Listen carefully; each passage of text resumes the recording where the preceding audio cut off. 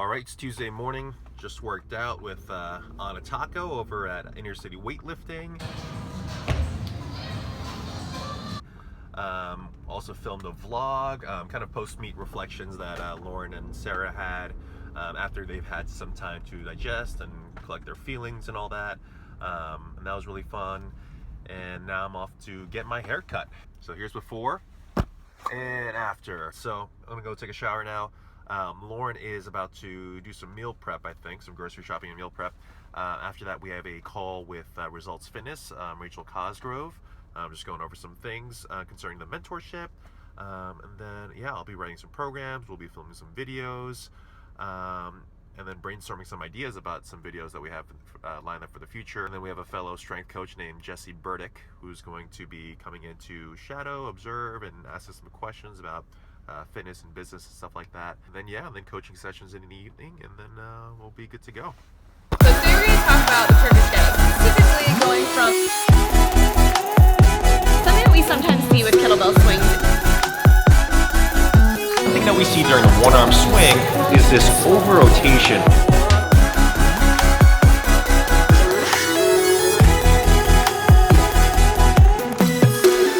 Hello, it's Rachel speaking. Hey, Rachel.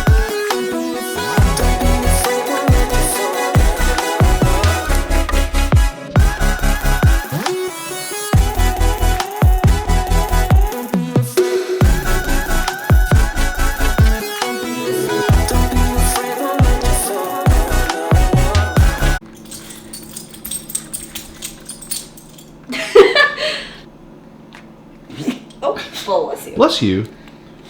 All right. So what'd you make? They're called Bora Bora Fireballs. It's the official name. They're made of pork and like ground pork, pineapple, jalapeno, and coconut. These are so good that I already ate an entire row. And they're so good that we used to eat them probably like once or twice a week. Yeah. To the point where we got sick of them, and I think now they're back we're to being exciting again. Yeah. But if you go to hashtag Lawrence Healthy Kitchen on Instagram, I believe there is a recipe, full recipe, and also like pictures of the process, so you can go find that. Boom, check it out. Yeah. Hello. Hello. Nice to meet you. Nice to meet you How's it too. going? And I like noticed for you guys that seems like to be a big proponent in like what you guys want to portray, Yeah. or what you guys have, because I mean what you portray. Yeah. So what are some of like your biggest, like even just for me as a coach, like because I would even like to just create my culture within like my own like kind of like personal branding thing. The culture stuff is always so funny because it's like it's everything that you do. So it's not just, I wouldn't say like it's so hard to be like this is the one thing that we would do, but I would definitely say the first thing would be introducing people to each other as much as possible. Yes. It's something that's so simple, but you kind of don't think forget about all the time. Yes. So if there's people feel awkward sometimes to just like introduce they won't themselves. necessarily do it themselves, Yeah. and then as soon as you do it, it gives them the like go ahead to talk to each other. Yeah. Because sometimes people are just not sure like, is this a place where you talk to each other? Is this a place? Because a lot of people have that thought about a gym is where you go and you put your headphones in and you zone into your own old thing. school way. I would say another thing is just like have like some rituals that are like you. So whether that's like I don't know, like a pre-workout like pep talk or like just a high five train. That's what we do after our classes. Just something little that you do with each and every session. All of a sudden, like, That's like never forget it. specific to me. Yeah, Yeah. There's something Exactly. that makes sense to you, that feels natural to you, but that also people then come to expect, and then like tell other people like, oh, you can't leave. You know, I can't leave Jesse's class without a high five, or whatever it is. Like, they start to be like, they feel connected to you in some special way.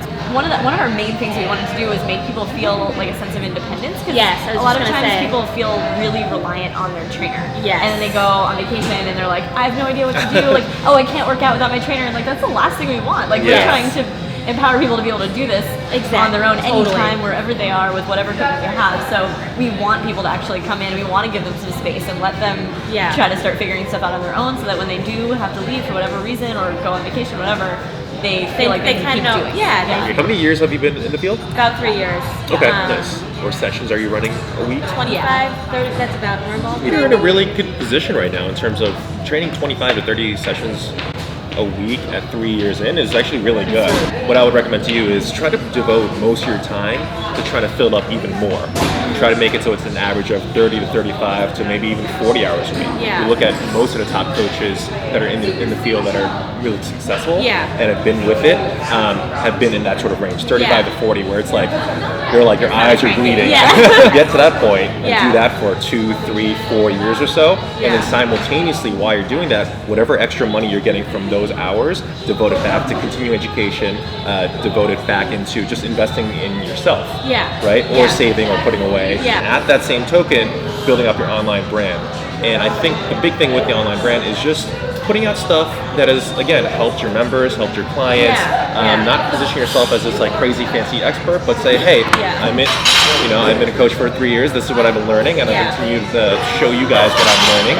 And I think people will really enjoy that honesty and that authenticity. And all this stuff is going to happen organically. It's going to open up options. A lot of hustle needs to go into it, and then a lot of patience, because it's going to be 3-4 years before any of this actually comes to fruition. So that's why when I say build it online, like I know I'm not trying to get like Instagram popular. Like that's like not on my radar. For our clients, it's for people who aren't clients yet, or people who are afraid of even stepping foot in a gym. I know. Like that's who we're trying to reach, because if we want to make the biggest difference, and that's what the online realm I think is for, is to reach a broader audience and make a bigger difference. We need to reach the people who aren't working out yet. Exactly. The people who are working out now, we can reach and try to make their workouts better and try to enhance them. But I want to get the people who are sitting on the couch to like just get the courage to step in the gym and feel like they can do something. And that's what I think online is for. And you can't do that until you've had the experience of just like meeting a lot of different types of people. And I think that's why that's what he's getting at with the like 35, 40 sessions a week. Like, you have to do that because you have to meet a variety of personalities, a variety of types of people, so that you can start to get a sense of like what is motivating. Why are people coming in the door in the first place? What ended up? Why did they end up doing it after 10 years of not doing it? Like what was the change that happened in their brain and all those kind of things? You just have to meet a lot of people to figure that stuff out.